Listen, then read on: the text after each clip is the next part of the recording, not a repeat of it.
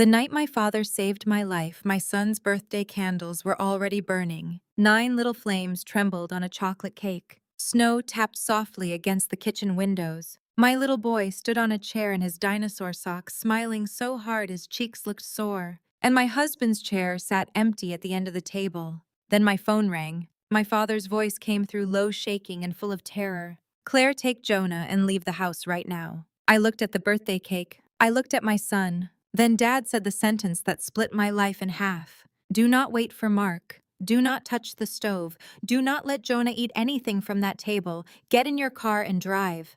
38 seconds after I backed out of my driveway, smoke started pouring from our kitchen windows. By morning, my husband had already told the whole town that my son and I were dead.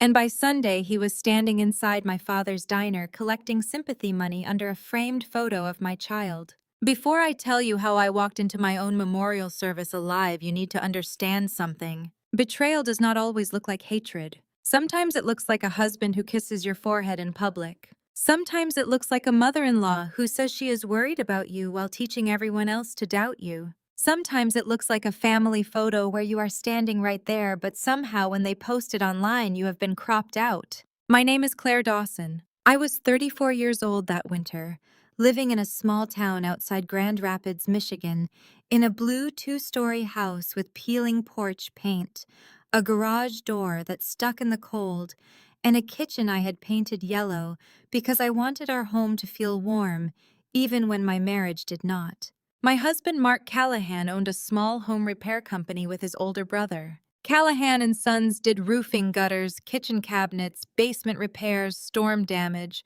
all the ordinary things families put off until water starts coming through the ceiling. Mark was the kind of man people trusted. He knew how to shake hands. He knew how to look a woman's father in the eye and say, "I'll take care of her, sir." He knew how to carry folding chairs at church suppers and tell widows he would fix their porch rail when he had a free Saturday. He knew how to be useful, and people confuse useful men with good men all the time. We had been married 11 years. Our son Jonah was turning 9, and almost every good thing I had left from my childhood was tied to one place, my father's diner. The maple porch sat on the corner of Ash Street and County Road 18.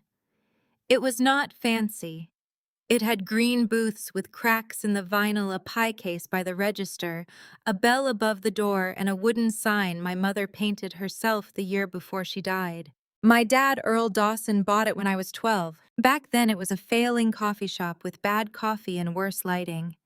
Dad turned it into the kind of breakfast place where teachers stopped before school truck drivers ordered the same thing every Tuesday, nurses came in after night shifts, and old men argued about football like their opinions affected the scoreboard. After my mother died, that diner became our family language. Dad made the chili. I made the pies. Jonah grew up doing homework in booth 6. And Mark, once we married, became the smiling son-in-law everyone praised for helping. Except Mark did not help the way people thought he did. If I painted the diner bathroom after closing, Mark posted a photo the next morning and wrote, "Freshened up the place this weekend."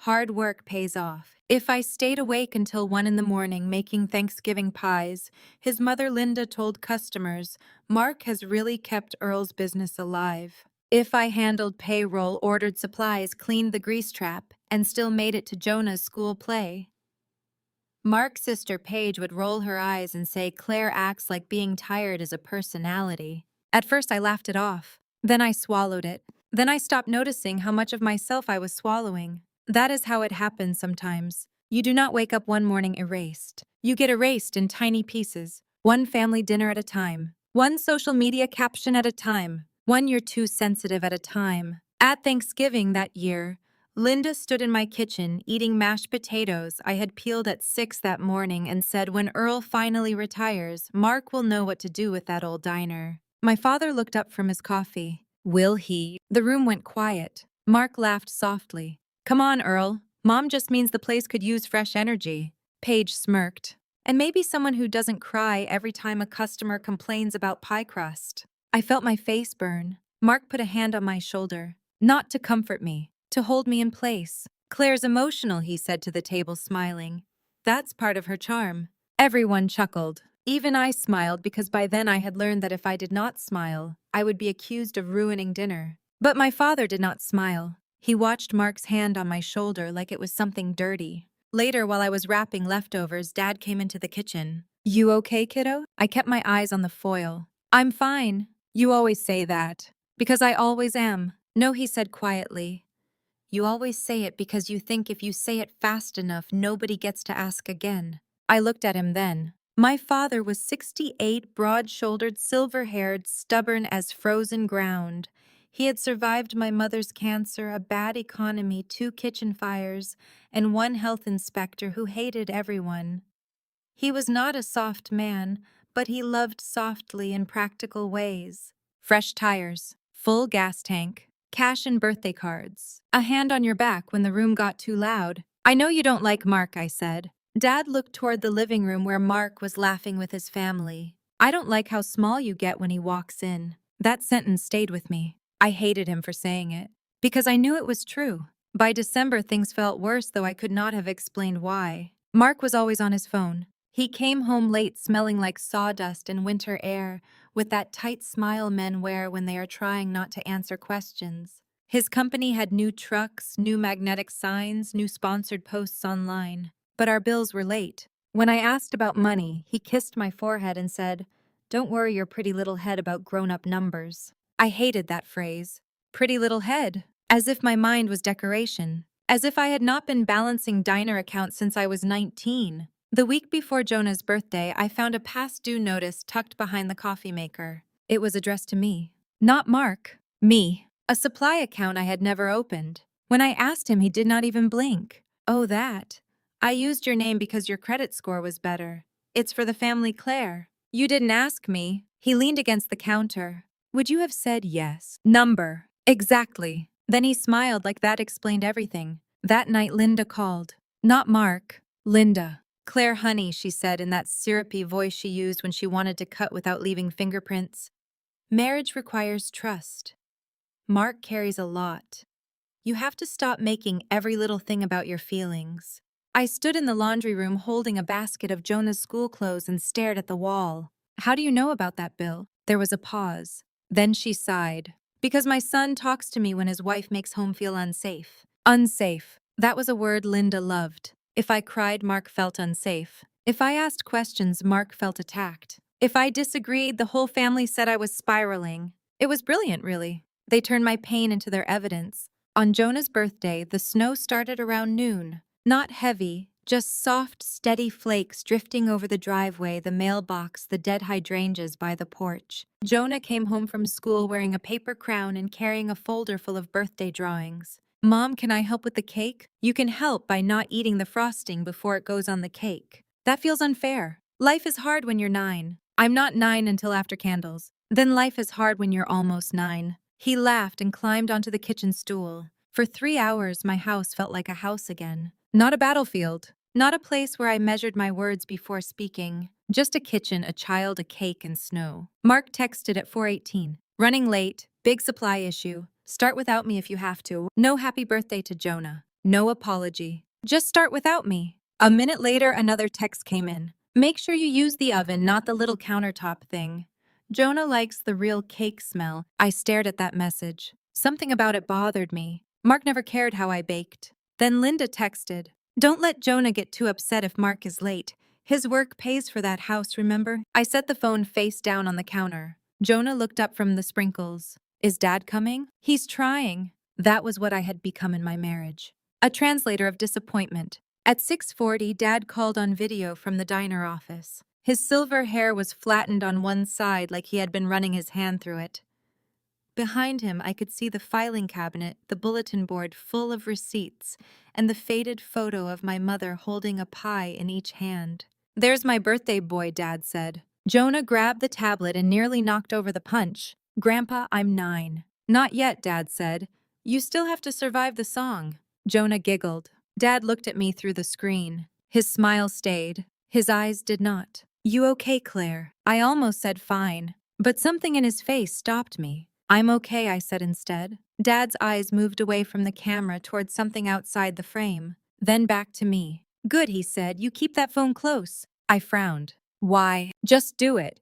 Before I could answer, Jonah pulled the tablet closer and started telling Dad about the cupcakes his class had made out of construction paper. At 7:12, the cake sat on the kitchen table. 9 candles, 9 small flames. Jonah stood in front of them, hands clasped, eyes shining. I lifted my phone to take a picture, and that was when it rang. Dad. But he was still on the tablet, I answered slowly. Dad. His voice on the phone was not the voice from the video. It was raw, urgent, terrified. Claire, take Jonah and leave the house right now. I looked at the tablet. Dad's video image had frozen. What? Do exactly what I say. Do not touch the stove. Do not turn anything off. Do not grab your purse. Take Jonah and get in the car. Dad, what happened? No questions. His breath hitched. That scared me more than anything. My father did not panic. Dad, I heard Mark and Trevor in the storage room behind the diner, he said quickly. They took an old gas connector and talked about your stove line.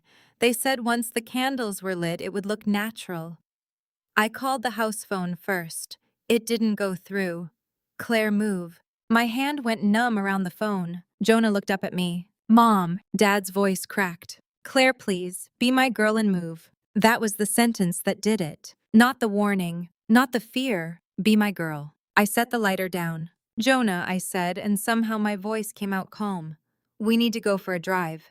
His face fell. But we didn't sing. I know. My candles. I know, baby. But it's my birthday. The words sliced through me. I lifted him off the chair. He fought me a little because he was 9 and confused, and his cake was right there. Mom, stop. You're scaring me. I'm sorry. I carried him through the laundry room, out to the garage, and into the car. I did not get his coat. I did not get shoes for myself. I did not get the envelope of cash in the kitchen drawer. I buckled him in while he cried. Mom, why are we leaving? Seatbelt. Mom, seatbelt, Jonah. I backed out so fast the tires slid on the driveway. Dad was still on the phone. Lake Road, he said. Where are you? Driving. To us? A sound came through his end. A horn. A hard thud. Then Dad breathed through his teeth. Claire, listen. If I don't call back, go to the cabin. The old fishing cabin. Birdhouse key. Dad, what's happening? I love you more than that diner, more than that house, more than every stubborn thing I ever built. Dad and Claire. What? A man who has to erase your name knows exactly how much it matters. The call ended. 38 seconds later, the night cracked behind us. It was not a movie explosion. No giant ball of fire rising into the sky. Just a deep, ugly boom. The kind of sound that makes your body understand danger before your mind catches up. Jonah screamed. I looked in the rearview mirror. Our kitchen windows had gone black. Smoke pushed out from the back of the house. Then orange light bloomed behind the curtains. The birthday candles were still inside. The cake was still inside. Every photograph I had hung trying to prove we were a happy family was still inside. Mom, Jonah sobbed. Our house is on fire. I pressed the gas. I know. Where's Dad? I don't know. Where's Grandpa? My throat closed. I don't know that either. 3 minutes later, Mark called. His name lit up the dashboard screen. For one wild second, I wanted him to be my husband. I wanted him to be worried. I wanted him to say, Claire, thank God, tell me where you are, I am coming. Instead, I remembered my father's voice. Do not wait for Mark, I answered. Claire. Mark sounded breathless, perfectly breathless, like a man who had practiced panic. Oh my God, where are you? I just heard there was a fire. Are you and Jonah okay? I looked at the dark road ahead. Snow. Trees. Headlights far behind me. We got out. Thank God. He exhaled hard. Where are you? Driving. Okay. Listen to me. Pull into the gas station at Miller's Crossing. Trevor is nearby. He'll meet you there. My stomach went cold. Miller's Crossing was 5 miles ahead. I had not told him which direction I was driving. How do you know where I am? A pause. Tiny. Almost nothing. But after 11 years, you learn the shape of your husband's silence. Because I know you, he said. You always take the lake road when you're scared. In the back seat, Jonah's tablet glowed blue beside him. The tablet Mark had bought him for Christmas. The tablet Mark had insisted needed family safety settings because the internet is full of creeps. The camera light was on. Red. Small. Steady. I reached back at the stop sign, grabbed it, and shoved it under my seat. Mom, battery's low. It was charged. I know. Mark was still talking. Claire, go to Miller's Crossing. Number. His voice changed. Not loudly. Not obviously. but the warmth left it. Don't make this harder than it has to be. That was the first honest thing he said all night. I hung up. Then I drove past Miller's Crossing without slowing down. The dark pickup behind me followed. At the next county turnoff, I cut right without signaling. The pickup followed. I sped up. It sped up. I slowed down. It slowed down. Jonah had gone quiet in the back seat. That scared me more than the crying. Children go quiet when fear becomes bigger than questions. I pulled behind a closed bait shop with 2 broken neon signs and a soda machine humming under the awning. I turned off the headlights and waited. The pickup rolled past the entrance slowly, then kept going. I sat there in the dark with one hand over my mouth. Mom, Jonah whispered, "Are we hiding from Dad?" There are questions a child asks that split a mother's heart clean in two. I turned around. His face looked pale in the dashboard glow. "I'm keeping us safe." From the fire, I swallowed.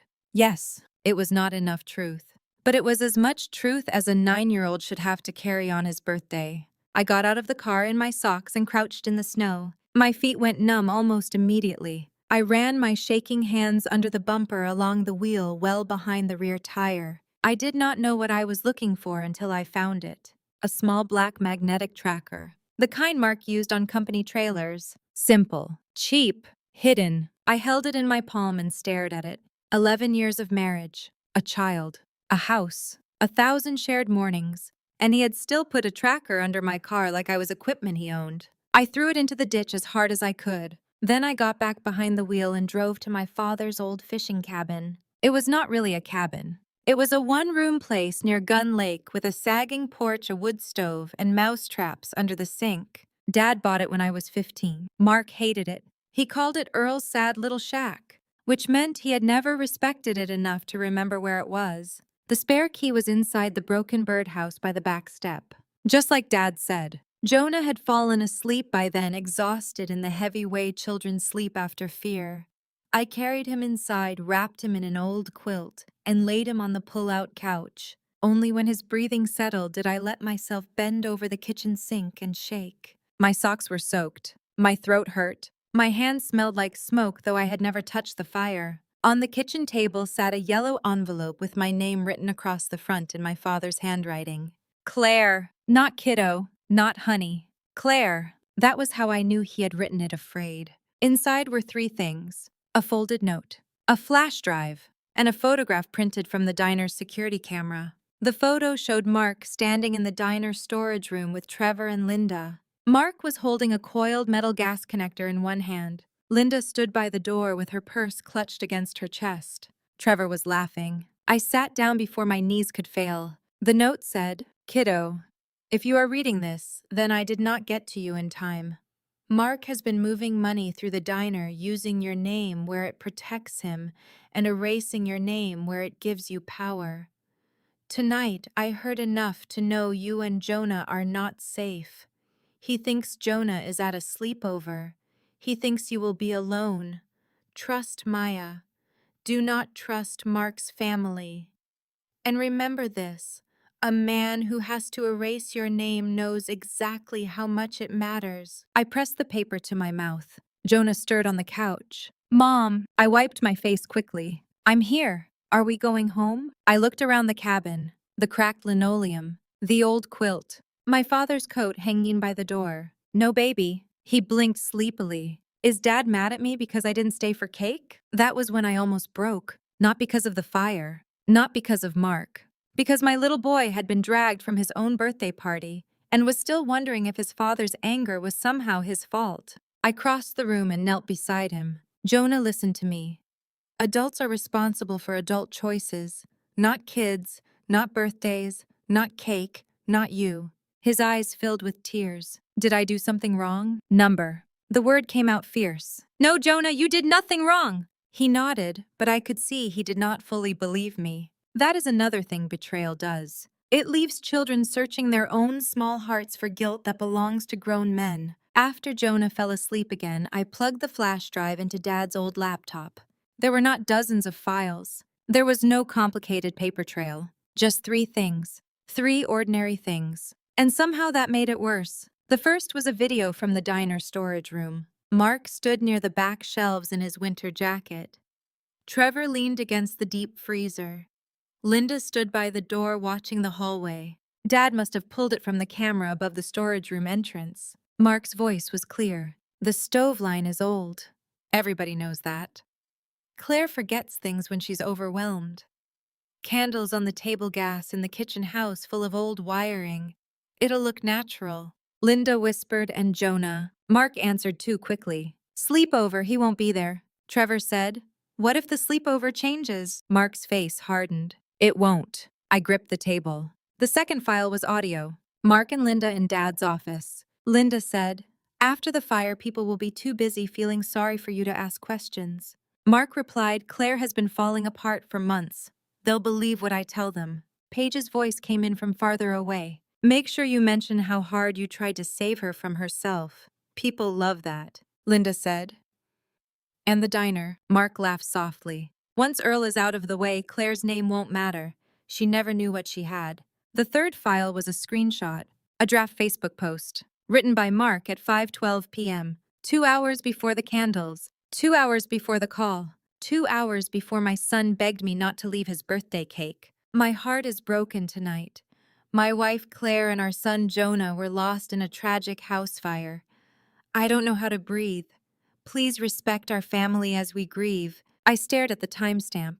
5:12 p.m. Mark had written our deaths before we had even sat down for dinner. He had not just wanted me gone. He had wanted everyone to agree I was supposed to disappear. That was the moment I stopped crying. Not because I stopped hurting, because the hurt became something colder, cleaner, a line inside me. At 2:17 in the morning, someone knocked on the cabin door. 3 soft knocks, a pause, then 2 more. I grabbed the cast iron skillet from the stove. A woman's voice called, Claire, it's Maya. Earl sent me. Maya Hernandez had worked at the Maple Porch for 14 years. She knew everyone's coffee order, everyone's divorce history, and exactly which men were charming because they were kind, and which were charming because it got them what they wanted. I opened the door. She stood there in a red coat, cheeks raw from cold, holding a grocery bag and a phone charger. The second she saw my face, hers changed. Oh, honey. 2 words, and I nearly fell apart again. She came inside, hugged me with one arm, and looked toward Jonah. He okay? Sleeping.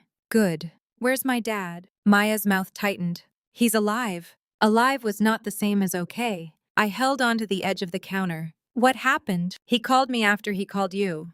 Said if I didn't hear from him in 20 minutes, I should pull the camera back up and get to the cabin. Then his truck went off the West Bridge. My legs went weak. Number. He was hit from behind Claire. The room went very still. Mark, they're calling it snow and bad luck. Maya's voice turned hard. But I know what bad luck looks like, and it doesn't usually have fresh black paint on the back bumper. Where is he? County Hospital. 2 cracked ribs, concussion, bruised face.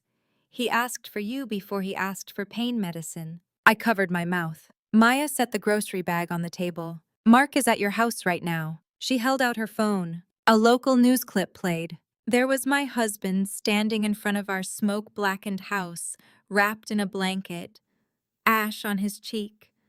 Linda sobbing into his shoulder, Paige clutching a tissue like a woman auditioning for sorrow. The caption read, Local contractor loses wife and son in tragic house fire. Mark looked into the camera. I tried to protect Claire from so much, he said, voice breaking perfectly. She had been struggling. I just wish she had let me help her.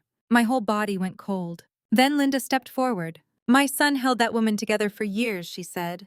People have no idea what Mark carried privately. Maya took the phone back before I could throw it. There's more. She opened Facebook. Mark's post had gone up at 9:04 p.m. Hundreds of comments. Praying for you. Claire was such a sweet soul. Jonah was the brightest boy. Mark, you were an amazing husband and father. Underneath, Linda had written, Claire was fragile, but my son loved her through it. We are shattered. Fragile. That word did something to me. Because for years they had been preparing people to accept it. Every dinner where I was too emotional. Every public joke about my memory. Every time Mark put his hand on my shoulder and told people I was having a hard day. Every little seed. And now the whole town was standing in the field they had planted. I looked at Maya. I want my father. She nodded. I figured. We got him out before sunrise. Not dramatically. Not like a movie. Maya knew a night nurse named Sherry whose daughter had once worked summers at the diner.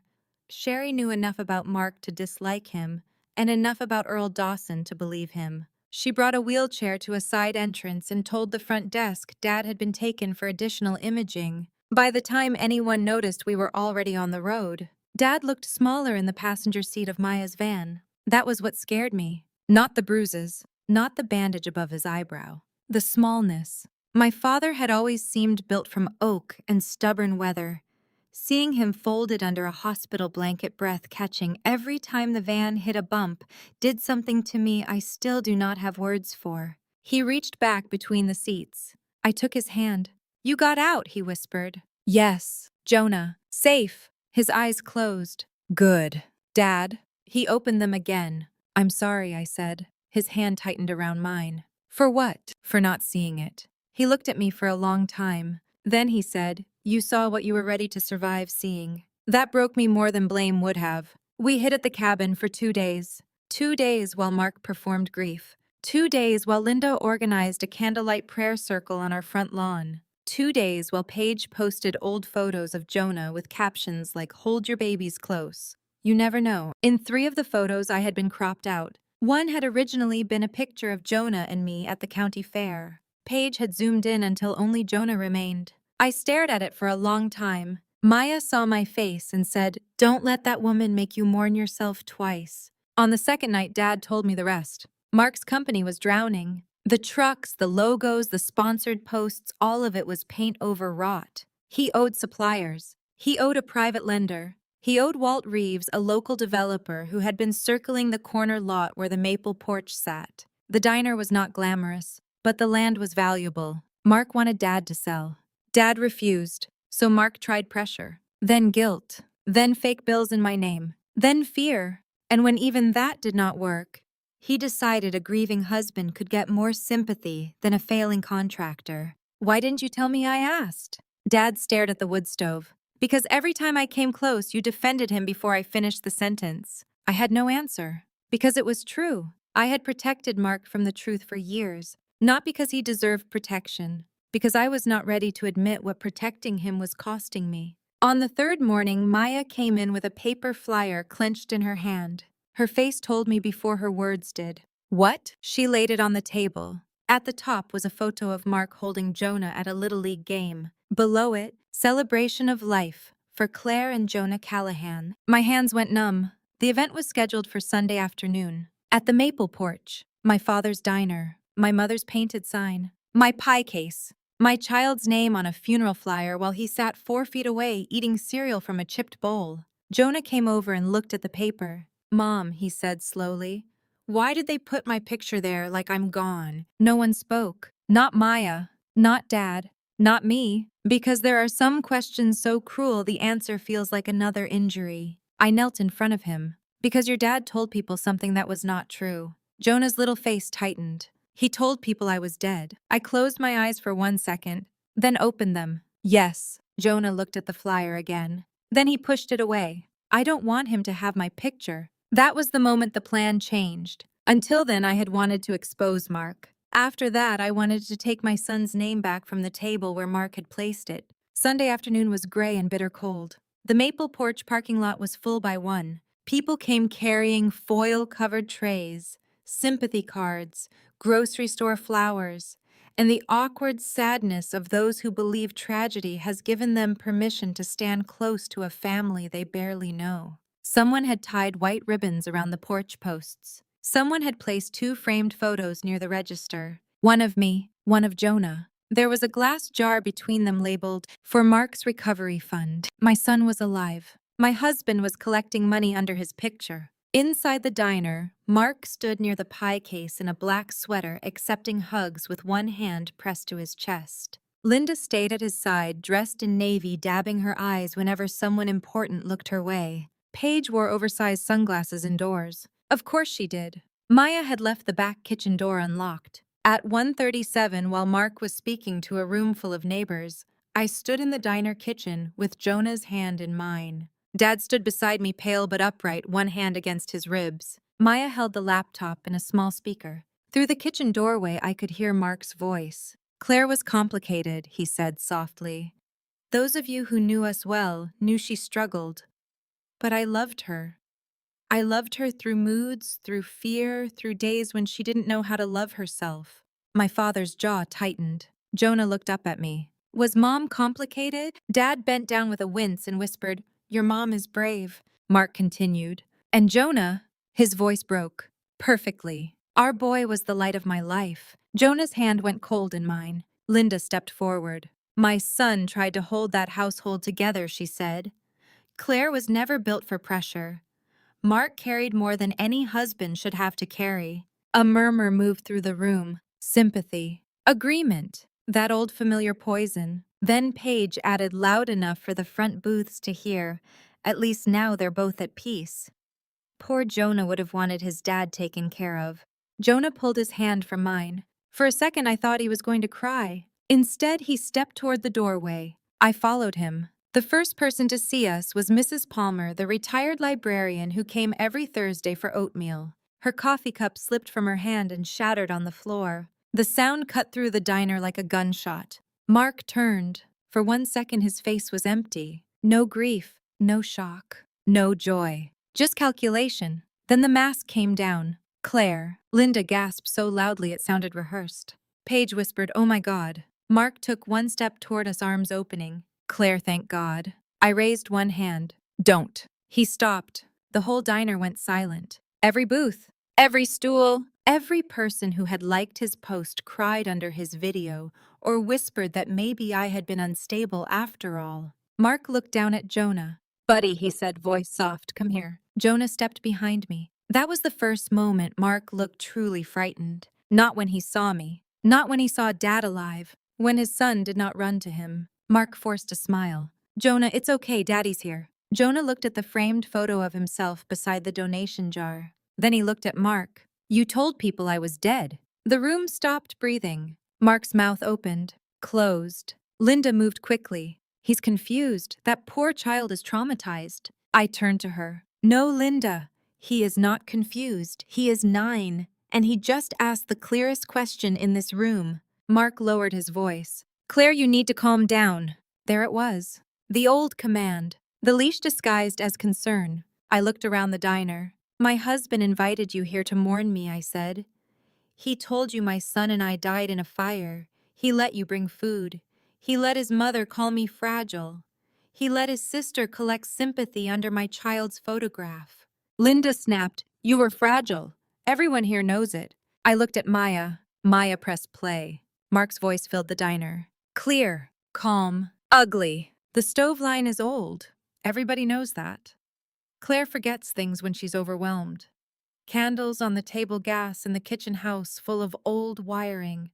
It'll look natural. A woman near the door covered her mouth. Someone whispered Jesus. Mark's face drained. That's taken out of context. Maya played the next clip. Linda's voice came through the speaker. After the fire, people will be too busy feeling sorry for you to ask questions. Then Mark. Claire has been falling apart for months. They'll believe what I tell them. Then Paige. Make sure you mention how hard you tried to save her from herself. People love that. Paige made a small choking sound. Linda's hand flew to her pearls. Mark turned toward the crowd. This is private family pain. Claire is twisting it because she's angry. I laughed once. Not because it was funny. Because it was exactly what I expected him to say. Private family pain, I said. You made my death public before I was dead. Maya clicked again. The screenshot appeared on the laptop screen facing the room. Mark's Facebook draft. Timestamp 5:12 p.m., 2 hours before the fire. People leaned closer. Someone read the time out loud. 5:12. Mark looked at me. For the first time, the charm was gone. You have no idea what you're doing. No, I said. For years, I had no idea what you were doing. There's a difference. He stepped closer. You think these people care about you? You think they came here for Claire Dawson? They came because of me. Because I'm the one people respect.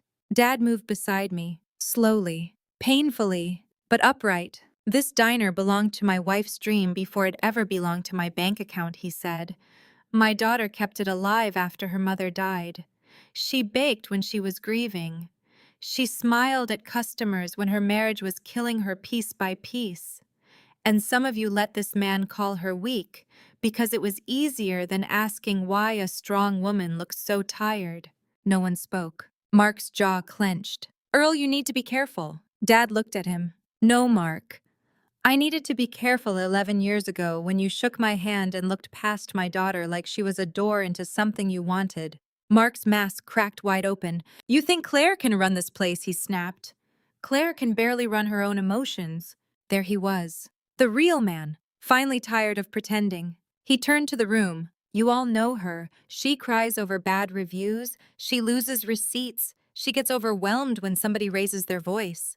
Without me, she's just a waitress in her daddy's tired little diner. The old Claire would have flinched. The old Claire would have looked down. The old Claire would have tried to explain herself kindly enough that nobody got uncomfortable. But that woman had been standing in smoke for 3 days, and she was done making men comfortable while they erased her. I stepped closer. No, Mark, I was Claire Dawson before I was your wife. My voice shook. I let it. I was Earl's daughter. I was Jonah's mother. I was the woman making payroll at midnight while you posted about hard work. I was the one baking pies for funerals, remembering which customers had diabetes, paying your supplier bills from diner money, and pretending I didn't notice because I was too ashamed to admit my husband was using me. Mark's eyes narrowed. You would be nothing without me. I looked at the donation jar, at my son's picture, at Linda's dry eyes, at Paige's sunglasses, then back at Mark. I was never nothing. You just needed me to believe I was, because a woman who knows her worth is harder to rob. The bell above the front door rang. 2 sheriff's deputies stepped inside. Behind them stood Sherry from the hospital, Walt Reeves, the developer, and Trevor, pale as paper, avoiding Mark's eyes. Maya had called them before we walked in. Not because I wanted a legal spectacle, because if Mark was going to perform grief in front of the whole town, then the truth deserved witnesses too. One deputy said, Mark Callahan, we need you to come with us. Mark laughed. You're kidding. No one laughed with him. Linda grabbed his arm. Don't say another word. Paige started crying for real now. Funny how quickly fake grief becomes real fear when the story stops serving you. Mark looked at Jonah. Buddy, tell them. Tell them Daddy loves you. Jonah stared at him for a long moment. Then he said very quietly, You told people I was dead. Mark's face collapsed. Not from guilt. From humiliation. That was the closest thing to justice I had seen all week. The deputies led him toward the door. People moved aside. Nobody touched him. Nobody said they were praying. Nobody called him strong. At the doorway, Mark looked back at me. You set me up. I looked at the memorial table. No, you built all of this yourself. I just stopped standing inside it. After he was gone, nobody moved for several seconds. Then Linda reached for her purse. Maya picked up the donation jar and held it out to her. You forgot the money you collected for your dead grandson. Linda froze. For the first time since I had known her, she had nothing sharp to say. She walked out without taking it. Paige followed, her sunglasses still on, crying loudly enough for the parking lot. When the door closed, the diner remained silent. Then Mrs. Palmer bent down with shaking hands and started picking up the pieces of her broken coffee mug. I'm sorry, she whispered. I knelt beside her. You don't have to do that. Yes, she said, crying harder. I think I do. One by one, people began to move. Not leaving. Cleaning. Someone took down the white ribbons. Someone removed the framed photos. The football coach carried the donation jar to the counter and said, This belongs to Claire and Jonah. Maya said it'll go toward rebuilding their kitchen. Jonah stood in front of the pie case, looking at the empty space where his picture had been. Then he turned to me. Can we still have my birthday cake? The question broke the room in a different way. People laughed and cried at the same time. Maya wiped her eyes and went into the kitchen. 20 minutes later, she came out with a chocolate cream pie, blue sprinkles, and one candle stuck crookedly in the middle because it was the only candle she could find.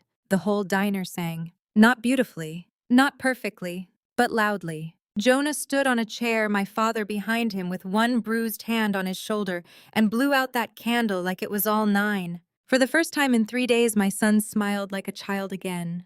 The months after that were not simple. Stories make endings look cleaner than life ever does. There were interviews, insurance questions, reporters at the edge of the parking lot, people who apologized too much, people who avoided me in grocery aisles because guilt makes cowards out of some and saints out of very few.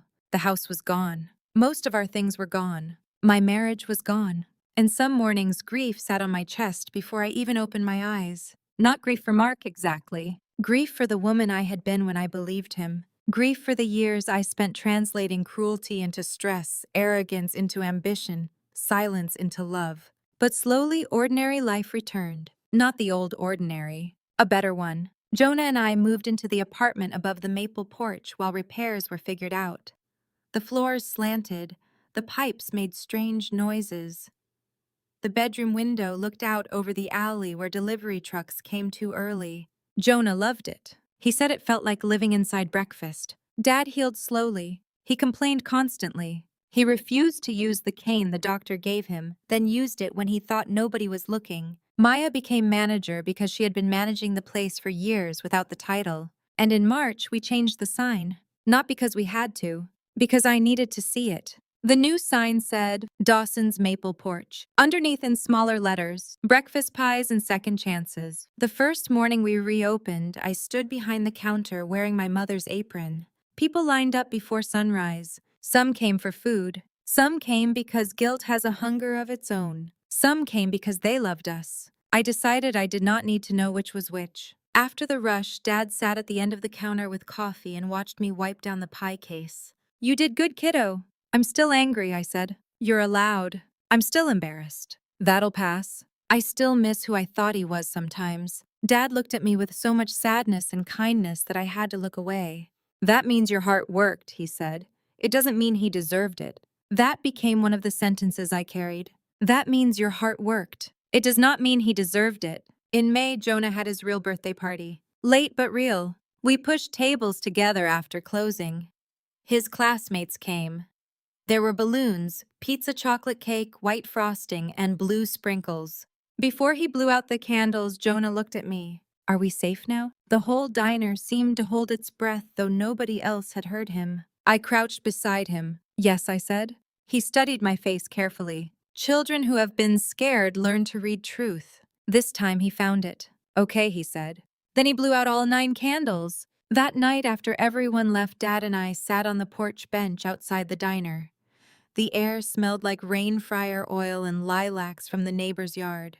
Inside, Jonah slept across 2 booths with his jacket under his head. Dad looked at the new sign. You know what your mother used to say? What? A family name isn't worth anything if the people carrying it don't know how to treat each other. I leaned my head against his shoulder, careful of his ribs, even though they had healed. I wish I had listened sooner. He kissed the top of my head. I wish I had spoken louder. We sat there with all the things we wished. And all the things we survived. And I understood something I had not understood when I was still trying to be a good wife to a man who treated love like ownership. Legacy is not a building. It is not a sign. It is not a recipe card, a bank account, a corner lot, or a last name painted above a door. Legacy is the way people feel when they are safe at your table. Family is not the person who stands beside you in photos while slowly cutting you out of your own life. Family is the person who calls and says, run, even if saving you costs them everything. Respect is not what someone gives you when you are quiet, useful, obedient, pretty, or easy to explain. Respect is what remains when you stop begging to be seen and finally stand in the light with your own name in your mouth. My name is Claire Dawson, not Claire Callahan, not Mark's wife, not the fragile woman he tried to bury before I was dead. I am my father's daughter. I am Jonah's mother. I am the woman who walked back into her own life through the kitchen door of a diner and took her child's picture off a memorial table. And if you are listening to this, while someone in your life keeps shrinking you, correcting your memory, taking credit for your work, calling you dramatic, or making you grateful for crumbs of love, I hope you hear me clearly. You are not hard to love because someone found it useful to make you feel that way. You are not weak because you kept forgiving. You are not foolish because you wanted your family to be real. But there comes a day when dignity asks one quiet question. How much longer will you help them erase you? When that day comes, I hope you choose your own name. I hope you choose your child's peace. I hope you choose the people who tell the truth even when it hurts. And I hope you remember this. A person who truly loves you will never need you to disappear so they can feel important. So tell me in the comments, If you were Claire, would you have walked into that memorial and exposed everything in front of the whole town? Or would you have handled it quietly? And if this story reminded you of someone who keeps taking credit for another person's life, share it. Some people do not realize they are being erased until they hear another woman say, "It happened to me too."